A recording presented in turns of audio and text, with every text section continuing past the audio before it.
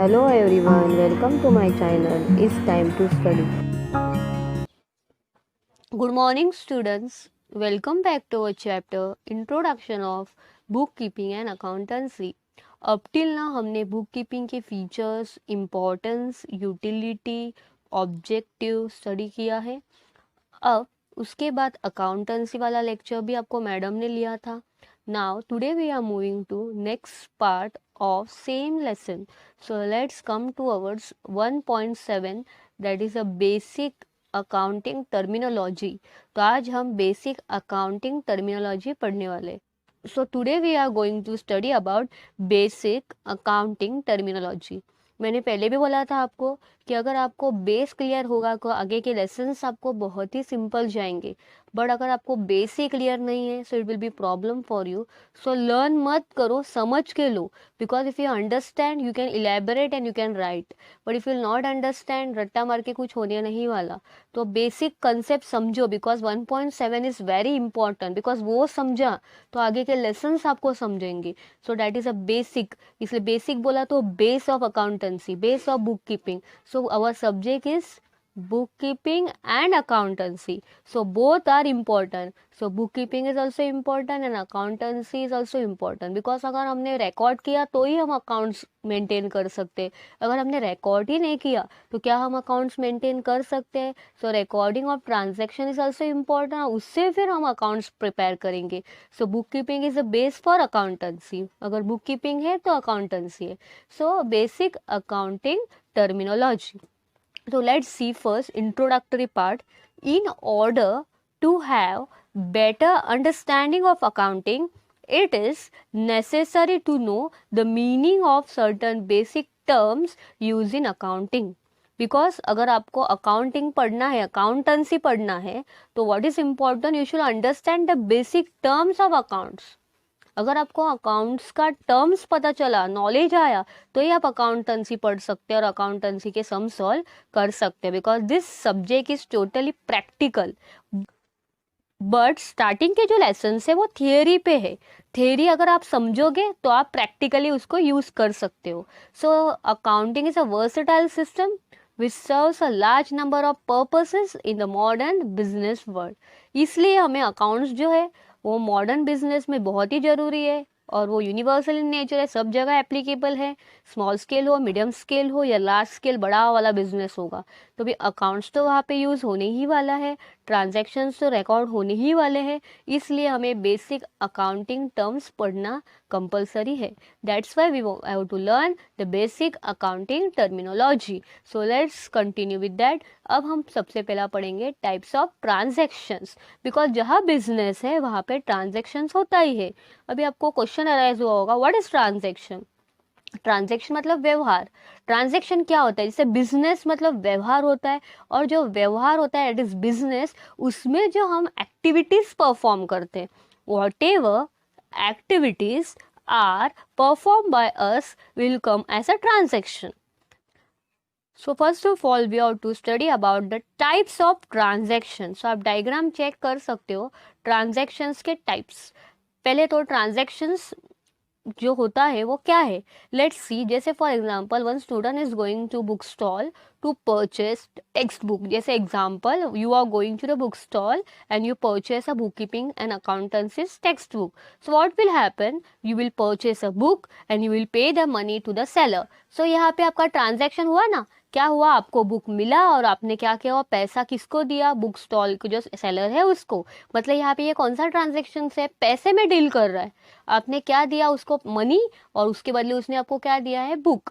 So it is called as watch which transactions, monetary transaction. So monetary transaction जो होता है वो दो पार्ट्स में डिवाइड होता है, कैश एंड क्रेडिट. और नॉन मॉनिटरी ट्रांजेक्शंस मतलब बार्टर जिसको बोलते हैं, commodities are exchange for commodity. एक कमोडिटी आप देंगे तो दूसरी कमोडिटी आप लेंगे. मनी एक्सचेंज नहीं होगा. पहले के ज़माने में जब पैसा नहीं था, money was not a medium of exchange. पहले मनी नहीं था तो विदाउट मनी तो फिर ट्रांजैक्शन होता कैसे था? One commodity is exchange for another commodity, तो तभी उसको क्या बोलते थे? Non monetary transactions. बट जहाँ अकाउंट्स है वहाँ पे monetary transactions are only taken place, non monetary transaction do not takes place. So what about monetary transaction? जो पैसे में डील करता है वो दो पार्ट्स के होते हैं, कैश और क्रेडिट। अभी जो मैंने आपको एग्जाम्पल दिया जिसमें आपने पैसा दिया, बुक लिया, तो एक कैश ट्रांजैक्शन है। What is credit transaction? Today we will buy textbook, but future will pay the money on the spot. उसी दिन पैसा नहीं पे होगा, नेक्स्ट मंथ में या 8 to 10 days क्रेडिट पीरियड होगा, उधारी जिसको बोलते हैं, तब आप पैसा पे करोगे. That is credit transaction. So monetary transactions are how many types? 2 type, cash transactions and credit transaction. So let's study in detail. सबसे पहला part, transaction. What is transaction? Exchange of goods and services between two persons. दो persons के बीच में transactions takes place होता है for money और money's worth, मतलब पैसे के लिए, उसको क्या बोलते हैं? Transaction. So transactions में दो parts होते हैं, monetary and non-monetary. What is monetary transactions? Which involve money. Transactions which involve exchange of money. पैसे से डील होता है, डायरेक्टली और indirectly. It is called as what? Monetary transaction. और मैंने पहले ही बोला, जहाँ अकाउंट्स है वहाँ पे नॉन मॉनिटरी ट्रांजैक्शंस अलाउड नहीं है. Only which transactions are allowed? Monetary transactions are recorded in the books of account. Books of account में कौन से ट्रांजैक्शंस रिकॉर्ड होते हैं? Only monetary transactions. After that diagram हमने पढ़ा था, monetary transactions are of how many types? 2 types, cash and credit. तो सबसे पहले हम कौन सा पढ़ेंगे? Cash transaction. What is the meaning of cash transactions? A business transactions in which cash is paid और रिसीव्ड इमीडिएटली. जब ट्रांजैक्शन टेक्स प्लेस होता है, तुरंत पैसा पेमेंट होता है या रिसीव होता है, that is cash transaction. For example, purchase of goods for cash. मैंने कुछ परचेस किया है और परचेस समथिंग, तो टेक्स्ट बुक आया और purchase, cash is paid 15,000. Second, payment of salary, salary is paid 5,000. Here money is there. So which transaction it is? Cash transaction. Second is known as what? Credit transaction. Means transaction takes place today but cash paid or received in future. Immediately पैसा नहीं पे होगा. In future after certain date the money will be paid. It is known as what? Paid or received. It is known as what? Credit transaction. So a credit transaction is one in which cash is not paid और received immediately, तुरंत नहीं मिलेगा, at the time of transaction, आज के आज नहीं, but it is paid और received at a later date, मतलब बाद में वो मिलेगा पैसा. पहले ट्रांजेक्शन होगा और फिर पैसा मिलेगा या पे होगा. Example, goods sold on credit to mister Aman. हमने अमन को गुड्स बेचा है बट उधारी पे 8,000, पैसा तुरंत मिलने वाला नहीं है. Second, sold machinery to mister Amar Singh on credit. उधारी आया, पैसा तुरंत नहीं मिलेगा, उसको कौन सा ट्रांजेक्शन्स बोलते हैं? क्रेडिट. सो मॉनिटरी ट्रांजेक्शन्स में कितने पार्ट्स होते हैं? 2 part, cash transactions and credit transaction. ना आफ्टर दैट सेकेंड कौन सा आएगा उसके बाद? Non monetary transaction. What is non monetary transactions? The transaction which does not involve exchange of money, जिसमें मनी नहीं आता है, डायरेक्टली और indirectly, is known as what? Non monetary transaction. So इसमें क्या होता है? Commodities are exchange for commodity. The exchange of one thing मतलब goods against another thing is called as what? Barter transaction. मतलब एक commodity दे के दूसरा commodity लिया जाएगा. मेरे पास कपड़े का दुकान है तो I will give cloth and opposite party is a farmer, तो मुझे काऊ देगा, तो काऊ मुझे मिलेगा, क्लोथ में सेल करूंगी, तो लॉस किसका है इसमें? मुझे तो काऊ मिलेगा और मेरा क्लोथ जाएगा, तो जो काऊ का ओनर होगा उसको लॉस है, बिकॉज उसको कपड़े के बदले काऊ देना है. तो यहाँ पे एक्सचेंज ऑफ वैल्यू सिमिलर नहीं है, तो यहाँ पे यह प्रॉब्लम फेस होता था, मेजरमेंट ऑफ वैल्यू. इसलिए फिर मनी को मीडियम ऑफ एक्सचेंज बनाया गया. तो इसमें बहुत सारे प्रॉब्लम्स होते हैं, बट अकाउंटेंसी में all transactions which are monetary in nature is only recorded, non monetary transactions are not recorded in accountancy. समझा हमारा पहला part? Transaction 2 type, monetary, non monetary, cash, credit. Non monetary में only 1 part, barter transaction. So after transactions, next is entry. So what is entry? Entry क्या होता है, जैसे हम लोग कुछ रिकॉर्ड करते हैं ट्रांजैक्शंस बुक्स में, बुक कीपिंग क्या होता है, recording of business transaction in a systematic manner. So what is entry, recording of business transaction in proper form. हम लोग अच्छे से उसको रिकॉर्ड करेंगे by method in the books of account. Form या मेथड हमारा अकाउंटेंसी का जो रूल्स है, जो रेगुलेशन है, उसके द्वारा हम रिकॉर्ड करेंगे, उसको क्या बोलते हैं, entry. So what is entry, recording of business transaction in proper form. और मेथड कहाँ रिकॉर्ड किया जाता है, बुक्स ऑफ अकाउंट्स में, उसे क्या बोला जाता है, एंट्री।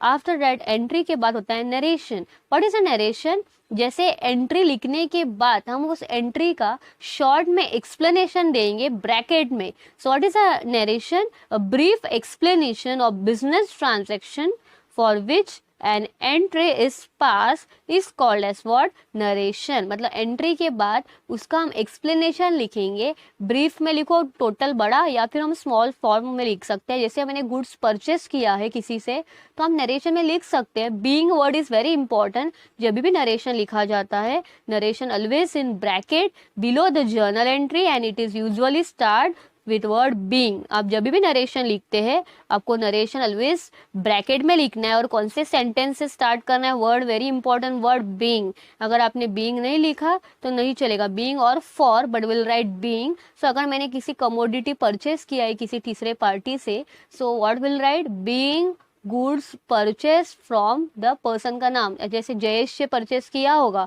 तो being goods purchase from Jayesh. So इसका मीनिंग क्या हुआ कि अगर हम नरेशन पढ़ेंगे तो ऑटोमेटिकली हमें पता चल जाएगा ये किस चीज़ की एंट्री है। इसलिए जर्नल के बाद नरेशन लिखना वेरी इंपॉर्टेंट होता है, बिकॉज आप नरेशन लिखोगे तो ब्रैकेट पढ़ के भी हमें आइडिया आ जाती है कि हमने ये नरेशन क्या है और हमारा ट्रांजैक्शन क्या था, और हमारा ट्रांजैक्शन का डीलिंग क्या था, परचेस था, सेल था, क्या था, वो हम ब्रैकेट में से रीड करके हमें पता चलता है। इसलिए narration is very important after each entry. और ये एक सेंटेंस आपको ऑलवेज याद रखना है, narration is always given in bracket, उसको ब्रैकेट में ही लिखना है, और कौन से वर्ड से स्टार्ट होता है, बीइंग और for. Next third is goods. पहले मैंने बोला गुड्स क्या होता है, गुड्स मतलब कमोडिटी, आर्टिकल जिसको बोल सकते हैं, जैसे पेन, पेंसिल, कोई भी इरेजर, स्टेशनरी का कोई सामान, एवरी कमोडिटी जिसको वैल्यू होती है सेल की, उसको क्या बोलते हैं, गुड्स। और गुड्स कौन सेल करते हैं, seller. Why the seller is selling the goods, दुकानदार क्यों सेल करता है, बिकॉज उसको क्या कमाना होता है, profit. So what is goods, goods refer to merchandise, that is commodity, article और things in which trader trades. Trader trades मतलब जो बिजनेसमैन होता है वो ट्रेडिंग करता है, बिजनेस करता है। दिस आर परचेज और manufacture for the purpose of sale. उसको क्यों बनाया जाता है या मैन्युफैक्चर किया जाता है, सेल के लिए। Why, because to earn profit. जैसे हम मेडिसिन लेते हैं कहाँ जाके, केमिस्ट के पास, तो medicine are goods for the chemist, vegetables are goods for the vegetable vendor. भाजी वाले के पास जाके हम क्या लेते हैं, भाजी, तो उसके लिए वो कमोडिटी है। अगर हम रिपेयरिंग एंड मेंटेनेंस में जा रहे हैं, जैसे स्टेशनरी का सामान होगा, तो वहाँ पे क्या मिलेगा, pen, pencil, eraser and everything, file, folder.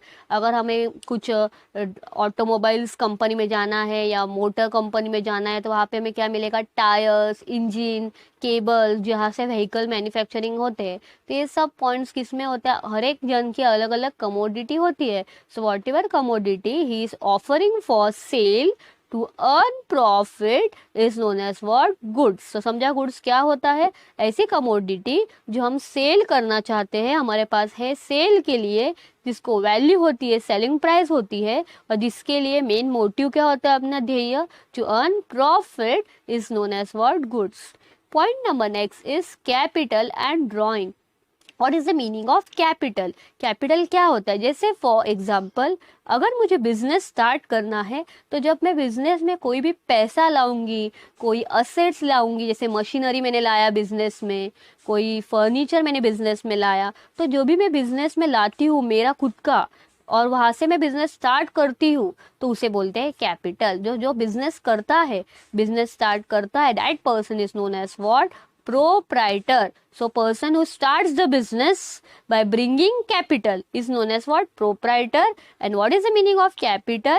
The total amount invested in business by owner is called capital. मैंने business में जितना भी पैसा लाया है खुद, उसको क्या बोलते हैं? कैपिटल. सो कैपिटल कैसे मिलता है? Assets minus liability. असेट्स मतलब अपनी प्रॉपर्टी, मेरे पास कितनी प्रॉपर्टी है उसको असेट्स बोला जाता है. लाइबिलिटी मतलब डेब्ट्स, डेब्ट्स मतलब कर्जा. असेट्स मतलब मेरा स्ट्रॉन्ग पॉइंट, लाइबिलिटी मतलब वीक पॉइंट. असेट्स मतलब मेरे पास मशीन है, फर्नीचर है, बिल्डिंग है, ये सब मेरे लिए असेट्स है.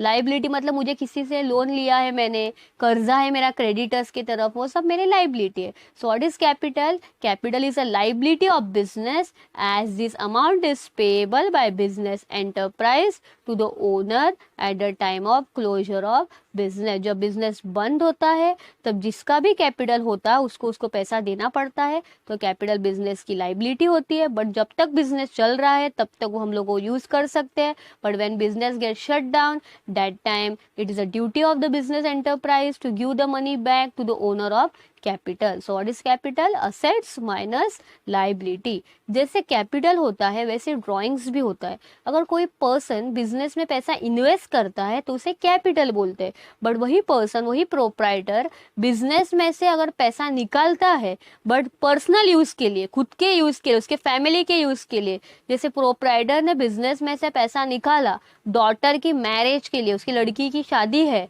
तो उसने वो बिजनेस में से पैसा निकाला, तो marriage of daughter is a personal expense, तो ड्राइंग होगा.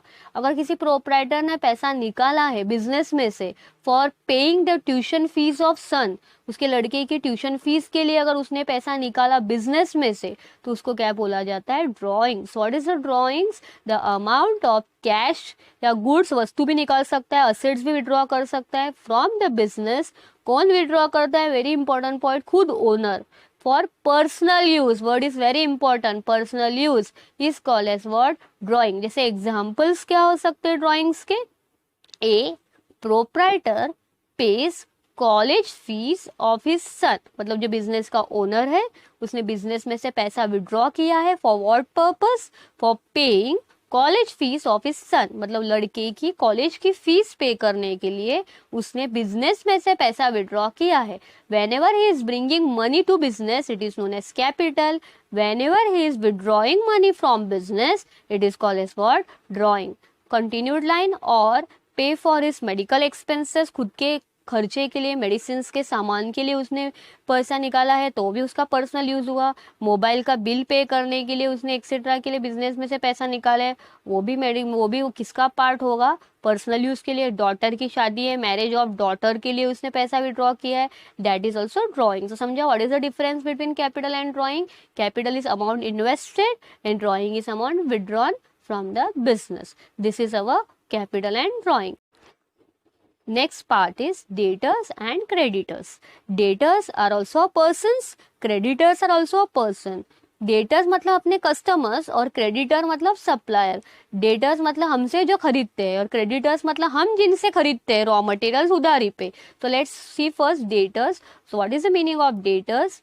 The person who has to pay to the business, मतलब जिसको हमें देना है. हमारे वो कस्टमर्स से, हमने उनको गुड्स दिए उधारी पे, अब वो हमें क्या देंगे? उसके बदले पैसा दिया जाएगा. A person who has to pay to the business for getting goods and services on credit is known as what? Debtor. A debtor is a person who owes money to the business, मतलब जिनको business में पैसा देना है, हमने उनको उधारी दिया है, उधारी पे गुड्स कमोडिटी बेचे हैं. We are a seller and debtors are buyer. So debtors are customer and we are a seller. So we are selling the goods on credit and they have to pay the money after a certain period. मतलब a person who owes money to the business, मतलब जिसको हमें देना है वो हमें देने वाले, they will pay to us, वो debtors होते हैं. और creditors opposite होते हैं, जिससे हम उधारी में रॉ मटेरियल्स लाते हैं on credit, मतलब हमें उनको पैसा देना है, तो वो कौन होते हैं? Credit. Creditors are opposite side of debtors.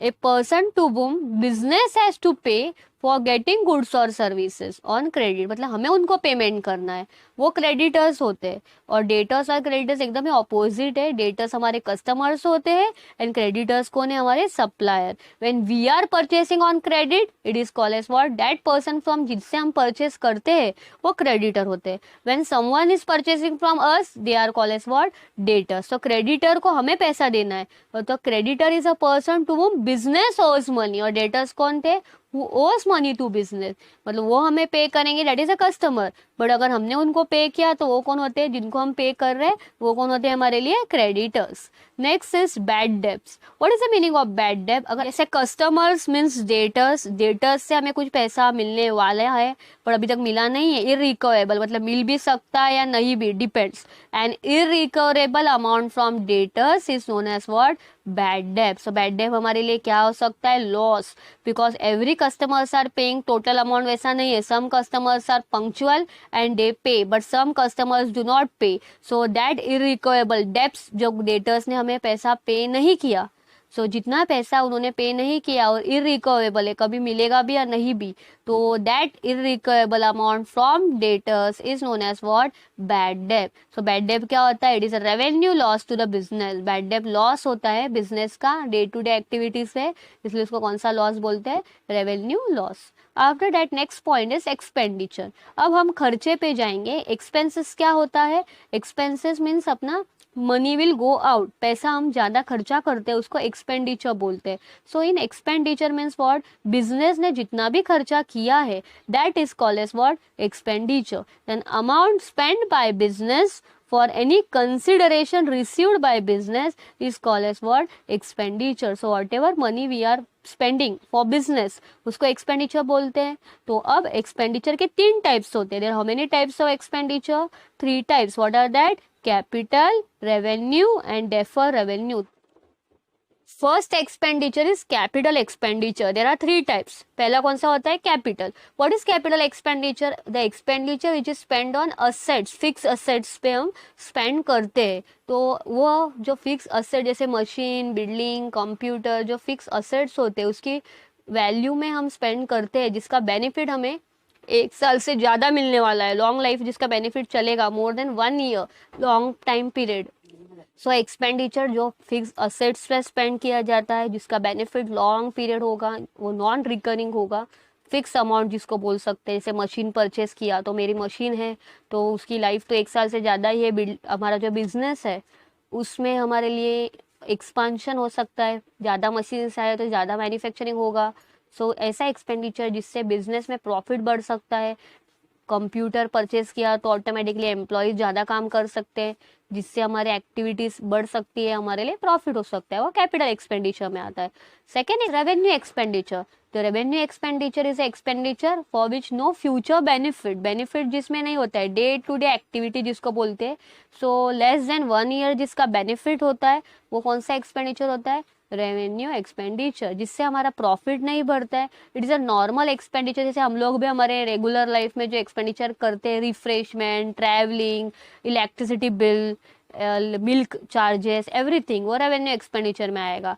So this expenditure appears on debit side of trading और प्रॉफिट एंड लॉस अकाउंट। ये एक्सपेंडिचर नॉर्मल है और डेबिट में आता है।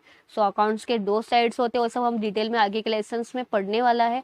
तो डे टू डे एक्टिविटीज़ का जो भी एक्सपेंडिचर होता है वो रेवेन्यू में आता है, जिससे कोई प्रॉफिट नहीं होता है, but every company has to spend expenditure on daily activity, जैसे रेंट पे करना, भाड़ा, सैलरी देना एम्प्लॉयज़ को, वर्कर्स को वेजेस देना, ये सब नॉर्मल एक्टिविटीज़ है, जिससे मेरा बिजनेस एक्सपांड नहीं होने वाला है, मुझे प्रॉफिट नहीं मिलने वाला है। बट अगर मैंने मशीन परचेस किया तो मेरा बिजनेस बढ़ेगा, प्रॉफिट हो सकता है, कमोडिटी इंक्रीज होगा, मैन्युफैक्चरिंग बढ़ सकता है, मेरा एक प्लांट इंक्रीज हो जाएगा, बिल्डिंग मैंने परचेस किया नया तो वहाँ पे मैं एक नई ब्रांच निकाल सकती हूँ कंपनी की। तो जिससे मेरा प्रॉफिट बढ़ सकता है वो कैपिटल में आएगा। और जिससे कोई प्रॉफिट नहीं बढ़ सकता है बट हमें करना ही है, ऐसा एक्सपेंडिचर जो हमें डे टू डे एक्टिविटीज में स्पेंड करना ही है, दैट इज रेवेन्यू एक्सपेंडिचर। तीसरा होता है defer revenue expenditure. So what is the defer revenue expenditure? The expenditure which is basically वो revenue ही होता है, बट उसका benefit जो होता है वो 1 ईयर से ज़्यादा होता है, तो उसका benefit 3 to 4 years बोल सकते हो, within which is not exhausted within 1 year, defer revenue होता है, वो राइट ऑफ होता है। Such expenditure is return of number of years, बहुत 3 या 4 साल तक हमारे लिए यूज होगा वो। Such is a expenditure which is shown on debit side of profit and loss, और वहाँ उसको हम असेट्स में भी दिखाते हैं। अनरिटर्न अमाउंट उसको कहाँ बेचते हैं हम, asset side of balance sheet में बेचते हैं। सब हम डिटेल में पढ़ने वाले हैं आगे के लेसन्स में। सो कौन सा एक्सपेंडिचर डेफर रेवेन्यू में आता है, हेवी इन नेचर होता है। जैसे एडवर्टाइजमेंट किया हमने तो बेनिफिट उसका 1 साल 2 साल नहीं 3 से 4 साल हमारे लिए यूज होगा, हेवी इन नेचर होता है। लीगल एक्सपेंस जो कोर्ट की फीस एंड ऑल होती है, वो legal charges, lawful lawyer company की केस फाइल हुई है तो लीगल चार्जेस भरना पड़ता है, वो भी हेवी इन नेचर होता है। फिर उसका बेनिफिट 3 to 4 ईयर्स हमारे लिए होता है। वो कौन सा एक्सपेंडिचर होता है, डेफर रेवेन्यू। तो कितने टाइप्स के एक्सपेंडिचर होते हैं, 3। कौन से 3, capital expenditure, revenue expenditure and defer revenue expenditure. Next, cash discount. अब हम डिस्काउंट पे आते हैं। डिस्काउंट तो सबने अपने नॉर्मल लाइफ में भी सुना होगा। कोई भी आप कमोडिटी परचेस करते हो तो सबसे पहले आप पूछते हो डिस्काउंट कितना मिलने वाला है, तो वो बोलेंगे 10%। तो 10% कैसे दिया जाता है, अगर आपकी वैल्यू 5000 होगा तो 5000 का 10% कितना होता है, 500। सो 5000 की वस्तु आपको 500 रुपया डिस्काउंट मिला तो आप कितने में परचेस करोगे, 4500। सो डिस्काउंट बहुत ही इंपॉर्टेंट होता है जब कमोडिटी की वैल्यू कम होती है और सेलर वैल्यू में डिक्रीज करता है प्राइस पे, प्राइस में डिस्काउंट चार्ज होता है। प्राइस डिक्रीज हो गई तो कस्टमर को डिस्काउंट दिया जाता है। सो फेस्टिवल्स ऑफर्स होते हैं तब आपको ज़्यादा डिस्काउंट मिलता है। अभी दिवाली आएगी तो आपको डिस्काउंट ज़्यादा मिलेगा, नवरात्र उत्सव चालू हो गया डिस्काउंट ज़्यादा मिलेगा, बम्पर डिस्काउंट दिया जाता है। तो ये डिस्काउंट देने का इंटेंशन क्या होता है, so that the commodity sale बढ़ेगा, कस्टमर आएंगे दुकान में, सेल भी बढ़ेगा, ऑटोमेटिकली उनका क्या बढ़ सकता है, profit. So what is discount, discount is a concession या फिर अलाउंस भी बोल सकते हैं हम। कौन किसको देता है, seller to buyer that is purchaser. तो there are how many types of discount, 2 types. What are that, cash discount and trade discount. तो पहला कौन सा आता है, trade discount. So what is a trade discount, trading में होता है वो। जो discount it is allowance given on catalogue price और लीज प्राइस ऑफ गुड्स। जो उसकी प्राइस होती है एक्चुअल लीज प्राइस, उस पर भी वो डिस्काउंट दिया जाता है एक्चुअल प्राइस पे, उसको कौन सा डिस्काउंट बोलते हैं, trade discount. So what is the meaning of trade discount, the discount is allowed at the time of purchase या सेल ऑफ गुड्स। जब परचेज या सेल करते हैं तब वो ये डिस्काउंट अलाउड होता है। So value of goods purchased or sold is recorded is net value payable, that is after deduction of amount of trade discount allowed। मतलब जैसे 10,000 की वैल्यू है और उस पर ट्रेड डिस्काउंट दिया है 5%। सो 10,000 का 5% कितना आएगा, 500। सो 10,000 में से 500 माइनस करेंगे तो उसकी नेट वैल्यू कितनी होगी, 9,500। सो इफ गुड्स, देखो एग्जांपल पढ़ते हैं। If goods of ₹1000 are sold at 5% trade discount, value 1000 है उसकी, बट वो कितनी लीस्ट प्राइस कितनी है उसकी, 1000, और वो कितने में सेल किया है, 5% ट्रेड डिस्काउंट में। सो 1000 का 5% कितना आता है, 50। सो 1000 में से 50 माइनस किया, सो उसकी वैल्यू क्या रिकॉर्ड की जाएगी अब, 950।